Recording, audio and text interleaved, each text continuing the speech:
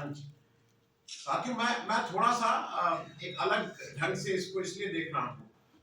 कि दिक्कत क्या हो रही है। दो, जैसे इन्होंने कहा कि अब हमारी चुनौती तत्काल की और बादशाह खान को की बात की है।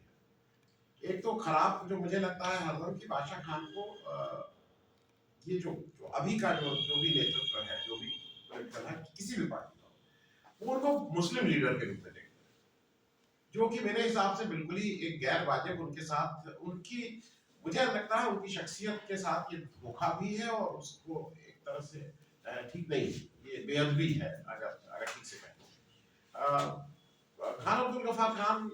गांधी के साथ, और मैं दूसरी बात इसलिए कह रहा हूँ, शायद एक ऐसा व्यक्ति, और उसके बाद उसका एक रेप्लिकेट बहुत दिनों बाद हुआ, जिसने गांधी के रास्ते को माना और ये माना कि गांधी में जो भी गांधी की लार्जर सोच है वही एक रास्ता है। और मैं ये आप लोगों से इसलिए इसको कर रहा हूं कि आप जितना पढ़ लीजिए, आप कहीं पे भी बोल लीजिए, इस देश में अंत में, इस देश में नहीं, इस दुनिया को गांधी के रास्ते पे ही चलना होगा अगर दुनिया को बचना है तो। आज जो दुनिया में हो रहा है उसमें तो धार्मिक कोई बात नहीं, और एक पागल आदमी बैठ गया है एक ताकतवर जगह पे, वो तो अजीब अजीब तरह की बातें कर रहा है। वो अपना यूएन बना रहा है, अपना कुछ बना रहा है, रोज उसका एक स्टेटमेंट आ रहा है जिसमें लग रहा है कि पहले हम लोग बोलते थे बंदर के हाथ में उस तरह, फिर हुआ लंगूर के हाथ में उस तरह, मालूम नहीं किसके हाथ में उस तरह। ये बात में इसलिए इसको अंडरलाइन करने की कोशिश कर रहा था, हमारी आज की समस्या क्या है। और थोड़ा मैं रिलीजन के बारे में कहूँ, मैं प्रैक्टिसिंग हिंदू, मतलब मुझे ये हरदम टोकते हैं कि आप मैं हिंदू हूँ, मैं घंटी बजाता हूँ, मैं पूजा करता हूँ, मैं तिलक लगाता हूँ, और मैं ये भी मानता हूँ कि अगर मैं अपने धर्म को ठीक से समझ लूँ, मैं हूँ चाहे मुसलमान हो, चाहे ईसाई हो, चाहे सिख हो, तो मैं कभी कट्टर नहीं हो सकता हूँ। ये मेरी पहली बुनियादी बात। अगर मैंने अपने धर्म को ठीक से समझा, और वो कोई धर्म, तो कट्टर नहीं हो सकता। और गांधी का जो प्रिंसिपल था, उसको मैं इसलिए इस बात को कह रहा हूँ, गांधी नास्तिक नहीं थे। गांधी उस, अब वो हम लोग के यहाँ फर्क है, कोई उस ईश्वर को, कोई परम पिता को, कोई किसी, उनका जो भी मैनिफेस्टेशन हो वो उसको मानते हैं। और रवि भाई साहब, मैं अभी एक किताब पढ़ना शुरू किया है 4 दिन पहले, और मतलब अद्भुत है गांधी की बात। और वो बात मैं इसलिए आज की तारीख में ये कर रहा हूँ, जब जब खान अब्दुल गफार खान के साथ, देखिए इतिहास के कुछ ऐसे चीज हैं जिसका कोई एक्सप्लेनेशन नहीं। हम लोगों के पास या किसी भी पार्टी के पास, किसी भी नेता के पास, जो खान अब्दुल गफार खान और उनके जो साथ के लोग थे उनके साथ जो हुआ, उसको जस्टिफाई किसी तरह से नहीं किया जा सकता, इसमें कहीं कोई दो राय नहीं। आपका जो भी बंटवारा हो रहा था, जैसे भी बंटवारा हो रहा था, कहीं ना कहीं उस बंटवारे में उनको माना ही नहीं गया कि उनकी भी वो, उसका एक्सप्लेनेशन है, उसके बहुत से तार्किक हो सकते हैं, उस पर लंबी बहस हो सकती है, लेकिन उनके साथ एक तरह से मैं धोखा तो शब्द नहीं यूज करूंगा, लेकिन उनको वो जगह नहीं दी गई, और ठीक है एक लार्जर उसके लिए माना गया कि इनकी बलि चढ़ा दी गई, कुछ इस तरह की बात हुई। और उसकी वजह से ही शायद हम सब लोग जो जो गांधी को मानते हैं, हरदम एक ये मानते थे कि नहीं, एक ऐसा व्यक्ति जिसने गांधी के रास्ते को सिर्फ आत्मसात ही नहीं किया था, उन्होंने एक बड़ी कुर्बानी दी थी, उसके बाद भी तो वो कर सकते थे, लेकिन गांधी के रास्ते को उन्होंने उसके बाद भी छोड़ा नहीं। मैं जिस बात से आपको ले चल रहा हूं, जो गांधी ने आजादी की लड़ाई से ज्यादा गांधी ने समाज को तैयार करने का काम किया, और वो ये जानते थे कि जब तक ये समाज नहीं तैयार होगा तब तक उस आजादी का कोई मतलब नहीं। 47 में मैं ये मानता हूँ कि जो आजादी मिली, और आज आजादी, हमारी उस आजादी पे खतरा क्यों है, जो मैं जिस ढंग से मैं देख रहा हूँ, मैं अपना दृष्टिकोण आपको साथ शेयर कर रहा हूँ। आजादी में जो सबसे बड़ी बात हम लोगों को मिली थी, वो हमारा वोट का अधिकार।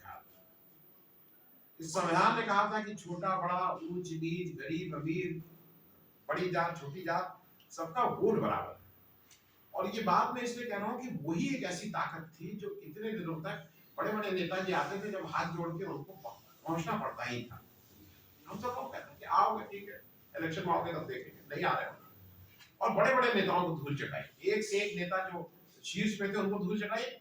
एक से एक उद्योगपति जिनको लगता था कि पैसे की ताकत पे हम इस देश को खरीद लेंगे, उनको भी उनकी औकात दिखाने का काम इस देश के लोगों ने किया, क्योंकि उनके पास वो वोट की ताकत थी।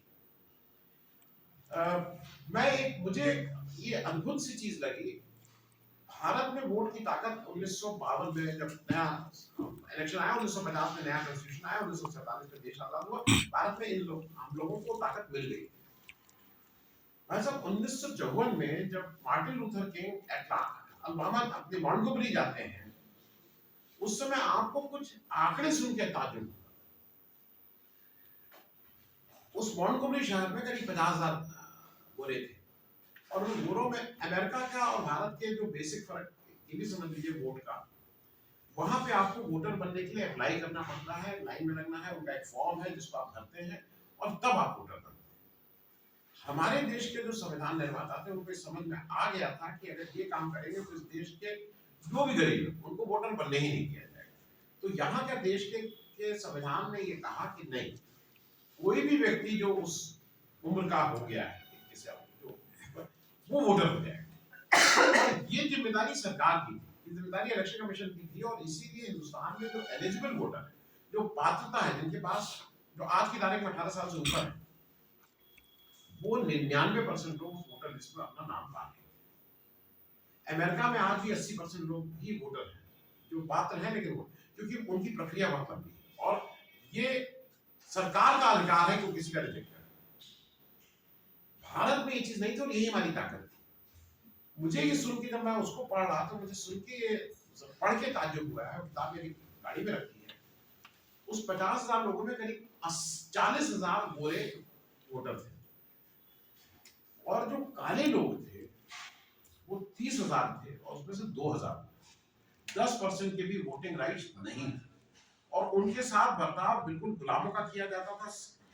बस में जो उनका सबसे बड़ा मूवमेंट है वो बस का मूवमेंट है, जहां से उन्होंने उस मूवमेंट को शुरू किया। बस में शुरू की 4 लाइनें घोड़ों के लिए थी, 4 सीटें, पीछे खाली बैठेंगे, खाली है तभी काले पीछे बैठेंगे, और अगर गोरे 4 सीट से ज्यादा होगा तो 5वीं सीट का काले को उठ के खड़ा हो जाना है। ये व्यवस्था है इस अमेरिका की, जो आज हमें ये बताता है कि क्या लोकतंत्र है और क्या ह्यूमन राइट्स है और क्या ये सब है। कहना सिर्फ ये है कि 10% से कम का वोटिंग राइट्स। इस देश में जो नई SIR आई है उसमें आज की तारीख के जो आंकड़े हैं, जहां जहां हुआ है वहां वो 80, 85, 90% से कम हो गई। 80-85% के आसपास ही लोगों के वोट देने का अधिकार रह गया। आपने उनको वोटिंग राइट से बाहर कर दिया है, और वो गुलाम वापस बनाने की एक प्रक्रिया, एक विशेष दल, एक विशेष विचारधारा कर रही है, क्योंकि उसके सामने बिल्कुल स्पष्ट है कि वो कोई हिंदू मुस्लिम का, आज मुसलमान को टारगेट कर रही है, कल के वो हिंदुओं को भी करेगी। ये